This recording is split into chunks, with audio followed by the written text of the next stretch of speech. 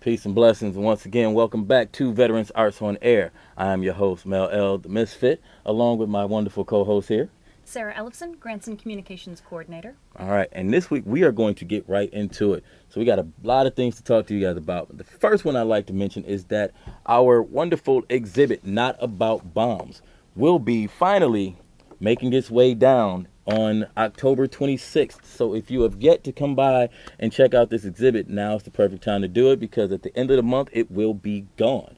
All right. Also, a couple of great events coming up this particular weekend. Saturday, October 5th, we have two different events going on. The first one starting at 1 p.m., which is Brush with Happiness, will be the unveiling of two different murals from two very different artists who have ties with the National Veterans Arts Museum. The question was posed to create a visual vocabulary of healing. And from this, two artists, a Vietnam War veteran by the name of Phil Cashdollar, as well as an Iraqi war vet named Jeff Kierna, have gotten together. They put together two different mixed media murals that will be unveiled this weekend at the Veterans Arts Museum. Yeah, rain or shine. We know it's supposed to be thunderstorms, but we'll be there. Hey, I don't know about you, but a little bit of rain never stopped the art. So I definitely think if you are around in that area or if you are looking for something to do this weekend, that would be the perfect place for you to be. And we should preface it by saying that this is part of the larger Chicago Artist Month. So the Six Corners Portage Park neighborhood is taking over this weekend. Lots and lots of events going on. And this is one of our two contributions. I am looking forward to it. Yeah. I don't know where I'm going to be, but I'm pretty sure if you are out in that neighborhood, you're going to see me somewhere. So yeah, that's what it is. And then right after that, around 3 o'clock, you will be able to catch the performance exploring the themes of war and nature called The Poet's Eye and Artist's Voice. All right, so we'll be featuring a couple of different pieces from a few different artists, performance pieces, as well as dance. Yeah, projected images, poetry, kind of haiku-like poems. They've been rehearsing. It's going to be fabulous. Exactly. I've had an opportunity to get a sneak peek. See, you get to see the stuff that I don't actually get to see from time to time. So I'm a little jealous right now, but that's all right. We're going to keep it pushing. We're going to wake our way, and we're going to make sure that we work through all of that. All right. So again, if you are in the neighborhood, this will be the perfect time for you guys to come down to the museum, hit up the Portage Park neighborhood, and check out the National Veterans Arts Museum and the other Chicago Artist Month artists and arts that's going on in that area. Yeah, and visit our Facebook page. A lot of event information. Arts Alive 45 in Alderman Arena's office made a nice walking map, so you can check out all the other events going on. Get there pretty easily. Pedicabs will be available all weekend. Nice. Yeah. All right, good to go.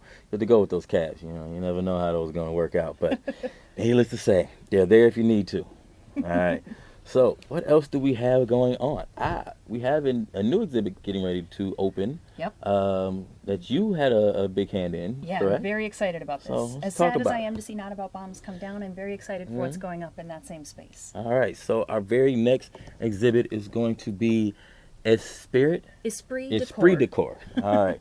So, Esprit de Corps will be highlighting some various arts. Tell us a little bit about what we are going to be seeing there. Happily. It's an exhibition highlighting the spirit of creative resilience. So we're taking a look at what happens right after the trials and tribulations of war. What do veteran artists do with their experiences? Okay. And we find so often artists like you, they're creative, they're resilient, right? There's this moving on and moving up. All right. So that's what this show is emphasizing. What do you do from the moment of initial experience, and then you process your experience, and then you share it with others? All right. Well, here's what we're going to do, because I'm a little excited about this exhibit, and I want the people out there to be just as excited as I am. So right now I'm going to pull up 3 different prints from 3 of the artists who are involved in this exhibit. And I want you to tell us a little bit about each of these photos. So we're going to start with the first one from Jerry Fresh, who is a U.S. Air Force veteran. And tell us a little bit about what we're seeing here. Excellent. So he was in the Air Force and security forces in Iraq in 2006, and while he was overseas, he kept a series of diaries, numbering, I think, more than 30 now. He's kept it going, where he recorded his thoughts and observations through writing and sketches. While he was keeping these journals, he was actively working to improve his art skills, and eventually decided that making art was something that he wanted to do for the rest of his life. So we'll have, I believe, 4 of these journals available. Visitors can, leaf through them, check out his work. All right. And I actually have some things that he says about his work. Okay. So he says, "You'll find in these journal entries a story of me, a confused guy who wanted to go to war, wanted to experience combat, but instead found himself an artist. It is within these pages that I decided not to be a part of the issues, tensions, and drama that arose between the 3 guard units that I served with, but rather focus on something that would help me." So there's our ticket into that creative resilience. All right. That's interesting. It's very interesting, especially I just actually pulled out the journal that I kept while I was in Iraq about a week ago. I hadn't looked at this thing in years. Okay. So it's interesting to actually hear Yeah. other people saying the exact same things that they were just kind of wanting to write it down and so that they could look back on it. Yeah. All right. This next art piece comes from Peter Sullivan. All right. Tell us a little bit about this one. Peter is a non-combat veteran of the global war on terror era. He was in the Army National Guard in infantry, field artillery, and the cavalry unit, and was activated in support of Operation Enduring Freedom 3 times after 9/11. And what he says about his work is that it's an expression of his frustration, confusion, anger, and guilt over his role in the global war on terror, and an attempt to personally heal and creatively contribute to the world. And it's hard to tell on this image, but it's actually a mirror with combat paper as the writing. So it's a very textured, dimensional piece of art. Really something you've got to see in person. Oh, okay. Good to go. And last but not least, all right, we're going to take a look at a piece of artwork from Rick Williams. It's an untitled piece, but what can you tell us about this one? Well, I can tell you that behind the scenes at the museum, we're all fighting to see who could have this one in their office for a while. Okay. Again, really textured, really wonderful. Rick was actually a self-taught artist for a number of years, but he did study at the Corcoran School of Art. He's been all over the world, exhibited his paintings, photos, and installations at galleries including International Visions, Foundry, the MoCA Galleries in D.C., the Isis Gallery in Seattle, and we are lucky enough to have 7 of his pieces in our permanent collection. So he's a Vietnam veteran, had a just a wide-ranging career, really interesting guy. Okay. Yeah. All righty. Well, before we move on a little bit further with some other artworks, I want to show off some other pieces from the new interactive exhibit and the educational stuff from the things that we carry. Excellent. But before we do that, I want to talk a little bit about what's been going on in the world, all right? So I know a lot of what we do comes, our art is a mirror to the things that we see. So one of the things that you may have been seeing as of recently was that our government has decided to shut it down. Now, I don't know how you guys feel about this, and feel free to call in and give us a please. quick synopsis of what you think about this situation. But I got to tell you, like, this for me is probably one of the first times I have seen such just blatant disrespect for the way that things are run around this country. Of the, I think, 2.1 million government employees that are out there, about 800,000 or so are unemployed, not being paid. For those that are still working, because they do have a few who are still out there moving about, like our post office. So supposedly they are out there still working. Whether or not that paycheck is coming is, Right. is up in the air. And being told that your job is essential, but for how long? I can't Exactly. imagine. Like, I know I come from a big military family. I have a lot of those folks who, even after getting out of the armed forces, have gone on to work in government jobs. A lot of them in those post office positions. And so knowing that, there's a chance you'll still be working, but whether or not you're going to get paid while you're working is just unacceptable for me. And to hear all of this or to know that all of this is coming down because we have 2 parties in Congress who are basically playing hot potato with one particular bill or the spending budget right now. It's a ridiculous thing. Like, people's lives are at stake. Our governments were put in place to make sure that we, the people, are taken care of. And yet, at some point, it looks like, they're more worried about themselves and what it is that they're doing. Because as it seems, they're all still out there working. They're all hanging out, having a great old time. But the little people, not so much. So, Right.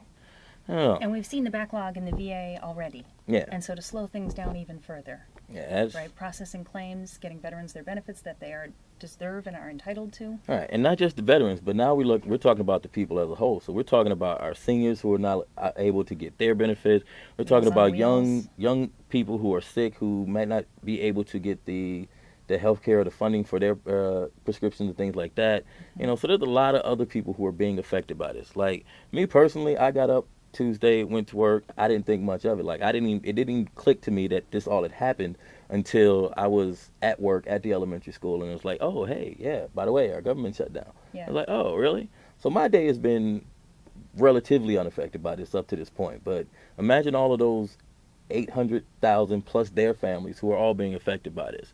Right. So for those of you who are out there listening, I personally think our government needs to get it together. We need to get this going one way or the other. We need to get it fixed, all right? You guys are hired by the people to protect the people and to help the people, and you need to figure out a way to come out of your egos and get it helped, all right?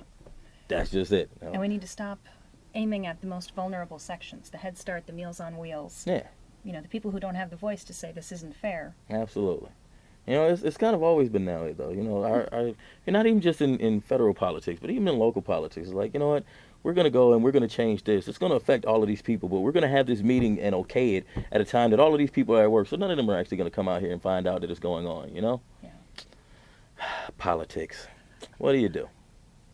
All right, but enough about that. I'm over it. We're going to move on from here. Let's get back into some of this art. Sounds all right, so one of the things that we noticed that the museum has gotten an updated website. Yes, we're All thrilled. Right? So we are actually going to take you guys on a quick tour of that website. But before we do that, I would actually like to show you guys some pictures and do our featured artist segment. And this particular month, we are going to do our featured arts on the interactive exhibit of the things they carry, which you can actually find online at the National Veterans Arts Museum website, or nvam.org. Yep, All visit right? our education tab. All right, so the first picture that I want to show you guys comes from the things they carried. And this actually shows you a couple of gentlemen who are out in the Vietnam War. And next to that, you will see a list of the various things that they have carried. So I'm going to play around with this picture just a little bit and see if we can zoom in on some of these things. All right, so here we go. Right up close to the top there, we've got one towel, we've got one M16 rifle, our bayonets. Go down 15 sandwich bags that are empty. You go down a little bit further, we see we've got pins, one law rocket, we've got letters from his girlfriend, we picked up letters from his parents, photographs of his girlfriend, 2 photographs of his brother, an issue of Penthouse. All right? Hey, veterans get bored too. Yeah, I don't know how realistic this stuff is. I never carried around any Penthouse magazines, but then again, we live in the digital age. Ain't no point in all that. What else do we have? We got our bootlaces. We got wallets. We've got an ID card, wristband, compass, maps, grease pencils. Go down a little bit further. Whoop, a little too far. Let's see. We got our grease pencils. We've got feet of deep cord, condoms, and a short timer calendar. So looks like we carried a lot of different stuff while we were out there. Were you counting the days when you were out there? Were you counting down the days to be a short timer? Well, you know what? Here's the thing. I wanted to count the days. I really did. But because I went out on one of the first waves to actually go into Iraq around 2003. Okay. When the war was supposedly called off in about 3 weeks, you know, there was this thing running around. It's like, all right, you guys are going home in a month. And a month goes by, you guys are going home in 2 months. And after that, you guys are going home in 3 months. So after a while, you get tired of counting them down and just be like, you know what? Look, we're not going to make it. When they tell me for sure, hey, you're going home, pack your bags, then I'll start counting. But before then, I'm through counting. I don't want to play no more. I'm sorry. I'm over it. All right? So one of the next things that I would like to show you all right, and we are actually going to zoom out a little bit. There we go. This is Chicago in Vietnam. If you guys look closely at the flag, we have our Chicago flag flying high and wonderfully over there in Vietnam while our people are sitting back, hanging out, doing a little bit of reading there. So This is something that can be found online in the interactive site as well. And then one of my personal favorite photos here, which comes from the Things We Carried exhibit, which shows it looks to be an African-American man who went over and fought during Vietnam. And if you look off to the side, you also see visions of protesters and people saying no war, as well as the Ku Klux Klan, people being carried off by people in white masks and things of that nature. Which every time I go to the museum, this is one of the first pictures that I go and look for, because this reminds me so much of everything that African Americans have to deal with in being in our military. Back then especially, but even still now. Like I always say, you know, I was in the Marine Corps and our band of brothers, but it was one of the most racist, most segregated places I've been in a while.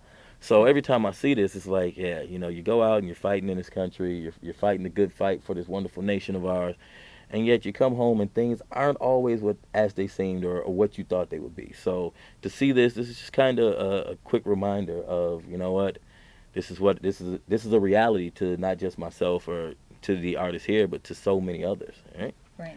So those are a few of the wonderful photos and such that we have on our interactive exhibit. All right. Yeah. So tell me a little bit more about the education that goes along with the interactive exhibits. Yeah, absolutely. So we have essentially two kind of interactive spaces. One is the Nvam collection online, which is where you can find images and information about all the work in our permanent collection. And then we recently released the Things They Carried Interactive. Okay.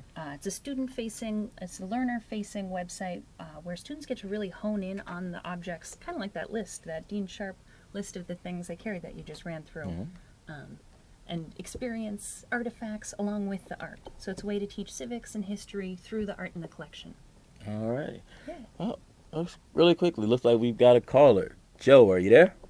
Hi, I just want to touch upon some things what the guy was saying, simplify. Simplify, brother. First of all, when I was in the Marines, it was supposed to be all one color, supposed to be green. Right. And whether you're in the Marines or out of the Marines, especially if you're black, you deal with certain things. And you hate to be, maybe the guest would tell you, you would hate to be in those military towns where those police officers carry those shotguns in the front in the rack. Yes. And a lot of times, even since I've been out of the Marines a long time, and when I'm saying I'm ex-Marine and black, a lot of times they say, well, you must be crazy. And they expect you to be very aggressive. They don't expect you a lot of times to use your head. They say, well, those Marines are crazy, and sometimes they insert, they mix certain words up. Like they think, they're like, if you're being inserted, they mix that up in terms of you being aggressive. Absolutely. And there's a lot of things, you know, in terms of being in the Marines, and like you're talking about, some of the racism is so very, very open, it's not even funny with them. And sometimes, after you get in the Marines, sometimes you wish you never, ever joined it. At one time, my daughter was thinking about going in the military, and I told her two things. One, you don't want to do that because the way they treat the women, even some women officers. Oh, absolutely. And you hear about cases where women, how they be disrespected, and how women are being, even in the academy, where in cases where women have gotten sexually assaulted. Absolutely. And while you're trying to serve your country. Absolutely. It goes back to one of the subjects we talked about. Thank you very much. Joe.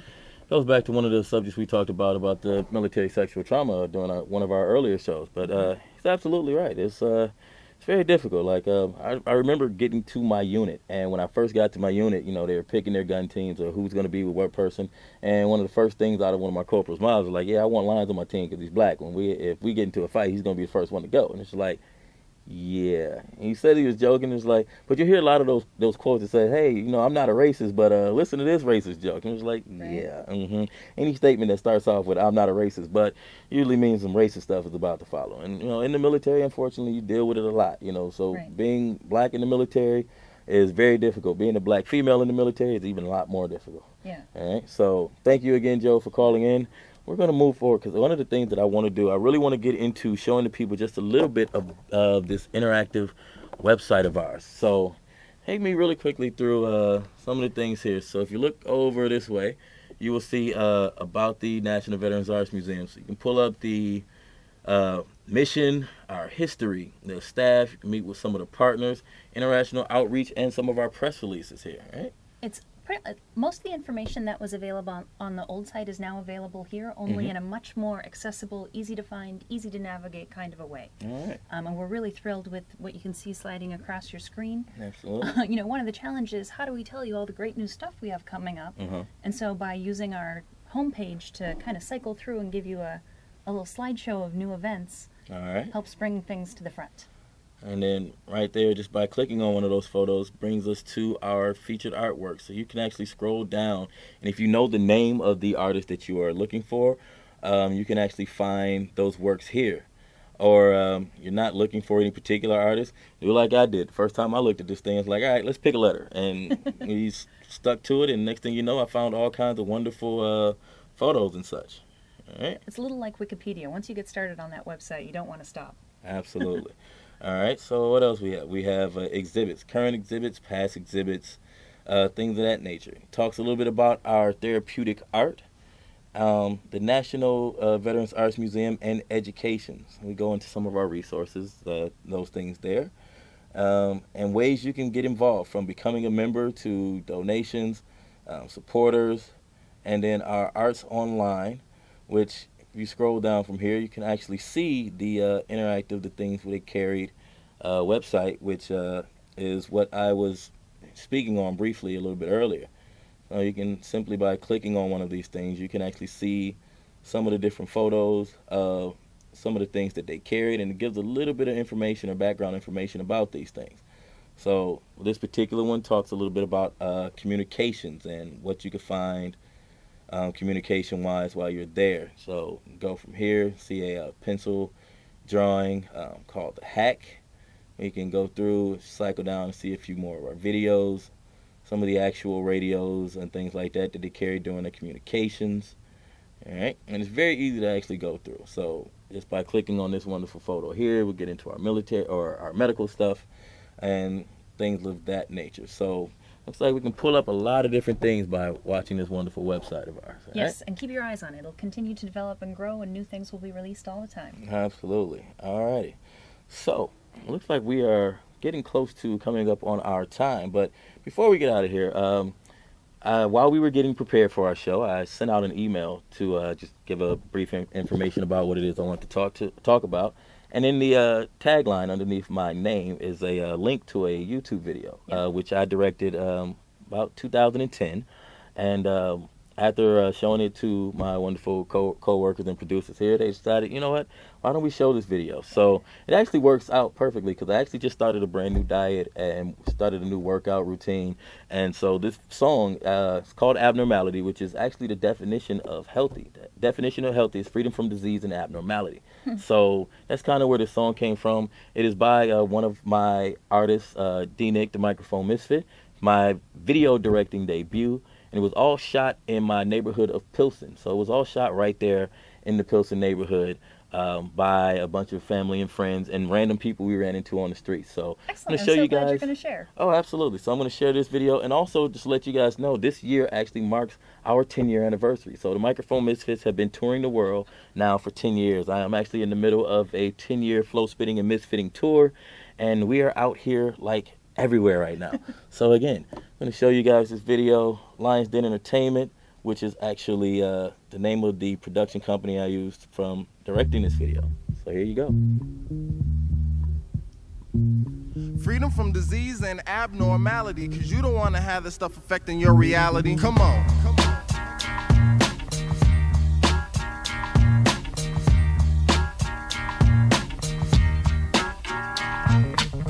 I was chilling with my brother Super in light.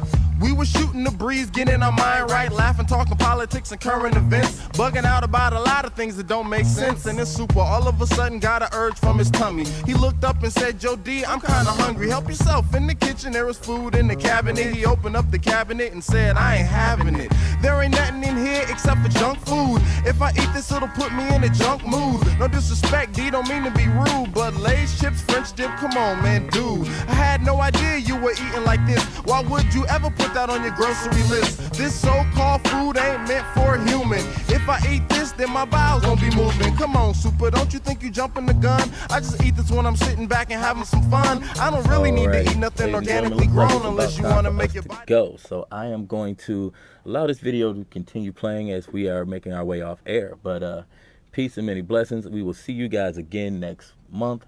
I am looking forward to it. So once again, freedom from disease and abnormality. You can find the links, the Microphone Misfits, MISFITZ, anywhere online. You can also catch us at Book the Fits, the National Veterans Arts Museum, nvam.org. Peace and many blessings. We will see you all Thank you. next week, or next month, excuse me. We're out of here.